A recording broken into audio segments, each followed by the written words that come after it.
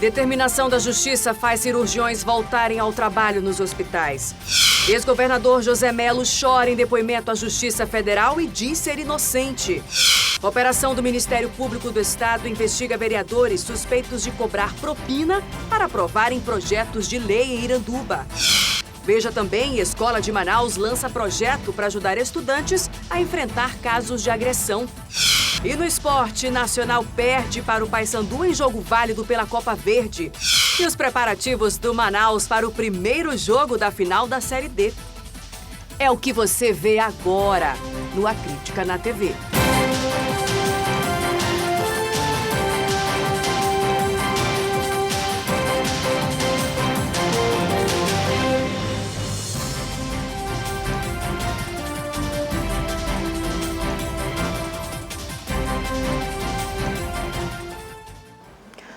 Olá, muito boa noite para você.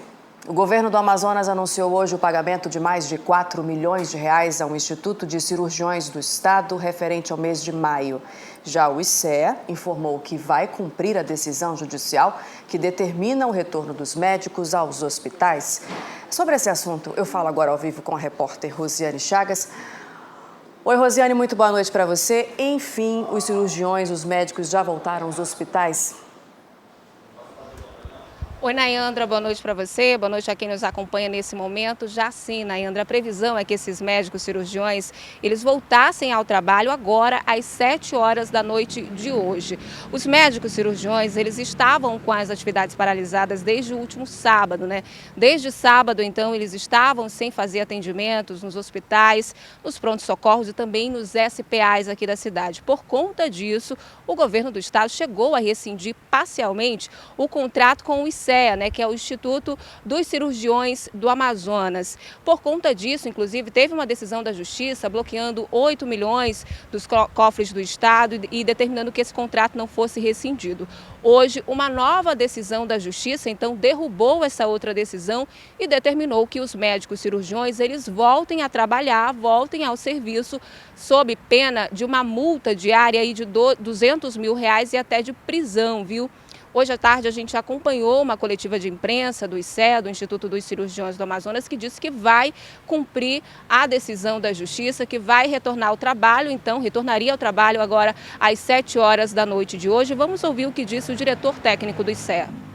Nós estamos seguindo a decisão da segunda vara do juiz Figliolo. Então, assim, a determinação dele seria o quê? Que o Estado, que as contas do Estado sejam bloqueadas e que haja pagamento imediato e que a empresa retorne às atividades a partir das 19 horas. Então nós estamos seguindo essa decisão judicial.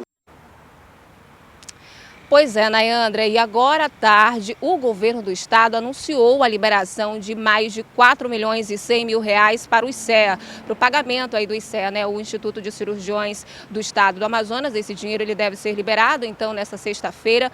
Com isso, o estado diz que fica quite, né, que fica ok com a parcela do mês de maio, que era a única que estava em aberto. Portanto, vai ser esse pagamento efetuado. O governo do estado disse que também vai fazer o pagamento das cooperativas médicas conforme a disponibilidade financeira, que está tentando fazer isso de forma regular para que não haja nenhum atraso. Com isso, o governo do estado também informou que não está em débito com nenhuma cooperativa médica, portanto, os cirurgiões devem então ter retornado já ao trabalho agora a partir das 7 horas da noite de hoje. A gente vai acompanhar para ver se esses atendimentos estão sendo feitos dentro da normalidade, conforme determinou a Justiça.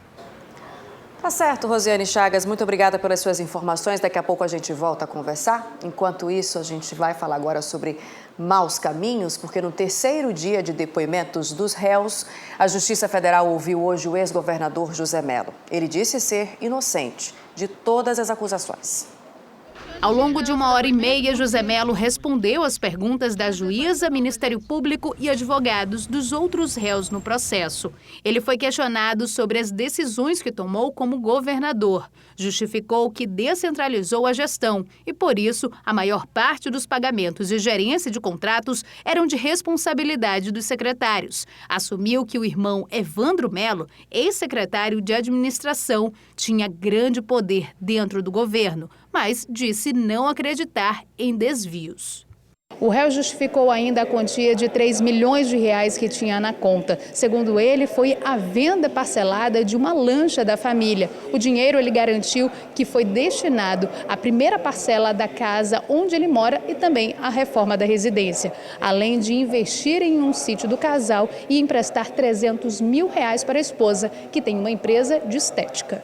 O ex-governador negou conhecer pessoalmente Mohamed Mustafa, dono do Instituto Novos Caminhos, suspeito de ser beneficiado com contratos fraudulentos. O Ministério Público Federal acredita que o esquema desviou mais de R$240 milhões da saúde no Amazonas. Para o Ministério Público oferecer uma denúncia, é necessário que haja um indício mínimo de prova. E nós entendemos que existia, sim, esse indício mínimo de prova, tanto que oferecemos a ação penal. A ação penal tem a denúncia que foi proposta e foi recebida. A defesa exerce o papel dela, os réus exercem o seu papel de, enfim, se defenderem, de tentar desconstruir essa tese de acusação. Nesse momento, o que nós vamos fazer é analisar tudo que foi produzido e dar um posicionamento aí final do Ministério Público Federal por ocasião das alegações finais. José Mello também falou sobre a crise do Estado e as estratégias que adotou na época. Negou que a proposta de reordenamento das unidades de saúde fosse uma forma de beneficiar as empresas gestoras.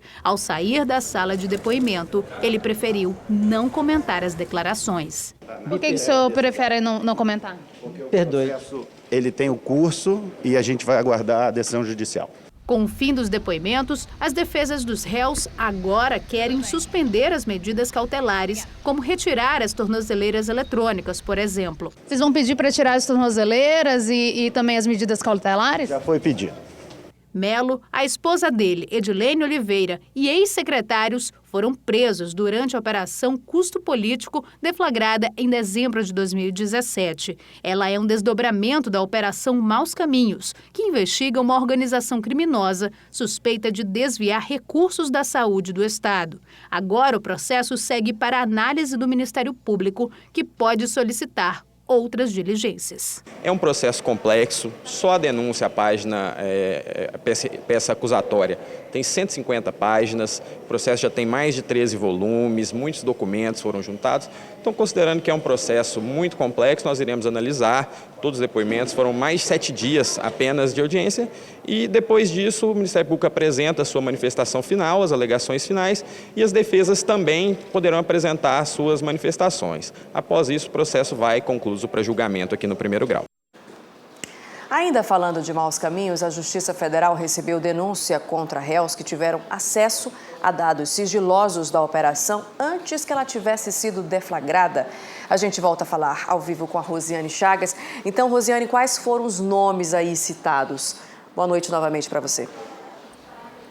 Boa noite mais uma vez, Nayandra. Olha, aparecem aí pelo menos 6 nomes, viu? Entre eles, o do médico e empresário Mohamed Mustafa, o do irmão do senador Omar Aziz, o Morá Aziz, e também de outras pessoas como Gilberto Aguiar, o Marco Antônio Barbosa e o Jader Pinto. Todas essas pessoas, segundo o Ministério Público Federal, teriam tido acesso a informações privilegiadas antes mesmo que a Operação Cashback tivesse sido deflagrada, né? Antes, inclusive, dos mandados de busca e apreensão.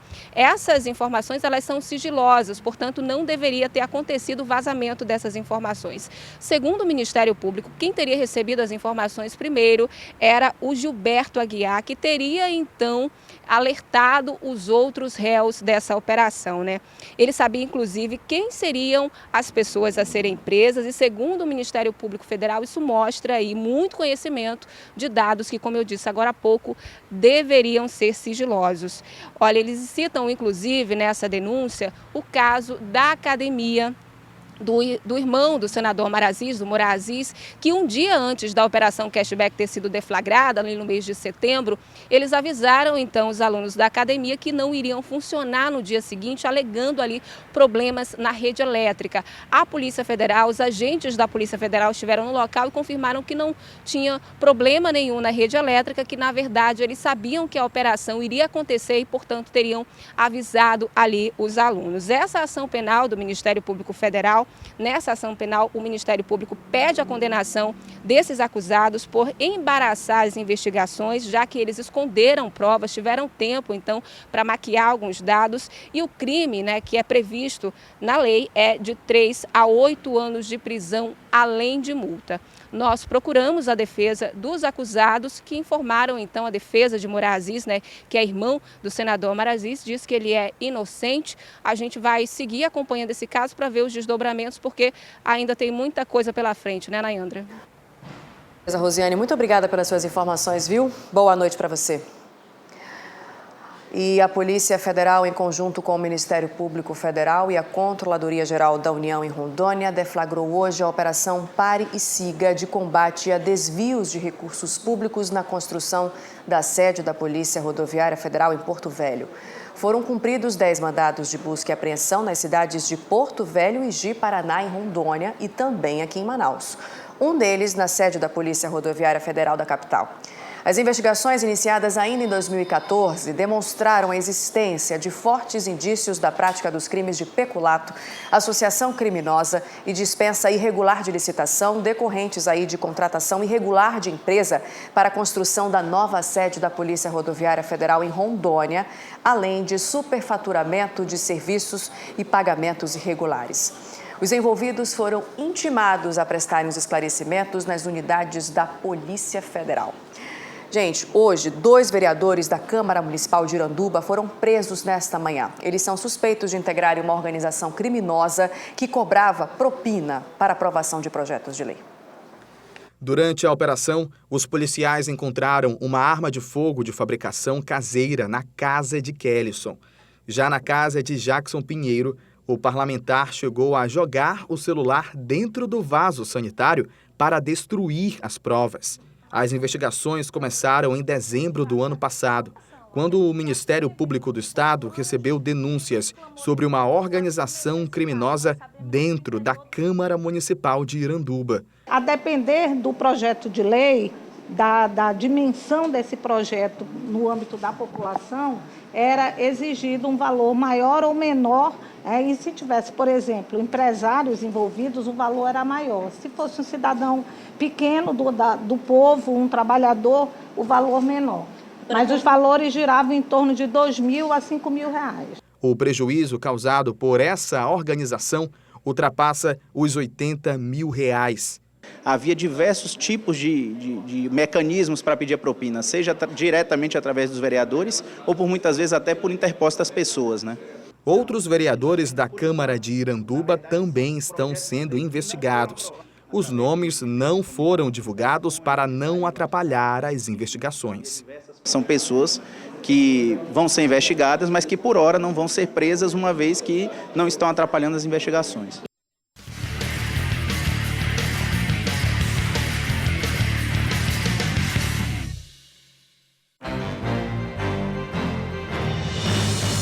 O homem que cometeu um homicídio em julho deste ano foi apresentado pela polícia. Segundo as investigações, o suspeito teria matado um amigo de infância que seria de outra organização criminosa. Apesar da denúncia, ele nega e diz que matou porque estaria sendo perseguido pela vítima. Uma fábrica na zona leste da cidade responsável pela distribuição de gás usado em hospitais foi interditada hoje pela Vigilância Sanitária e Delegacia do Consumidor. Os fiscais encontraram várias irregularidades e uma delas é que a maior parte do material não tinha selo de qualidade.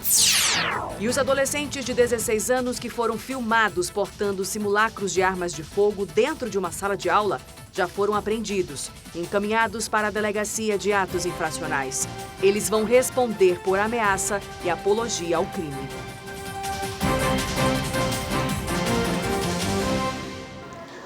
Foi levada hoje a júri popular Kimberly Casey de Jesus da Silva. Ela assassinou o pai a facadas em 2015.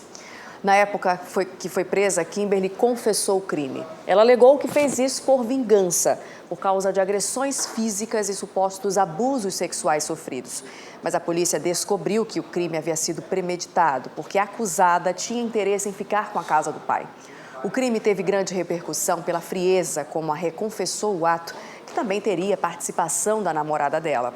Kimberly respondia ao processo em liberdade. O julgamento de hoje está sendo presidido pelo juiz da primeira vara do Tribunal do Júri, Celso de Paula.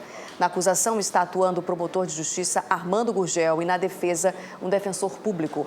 O julgamento ainda não acabou e não tem previsão para terminar.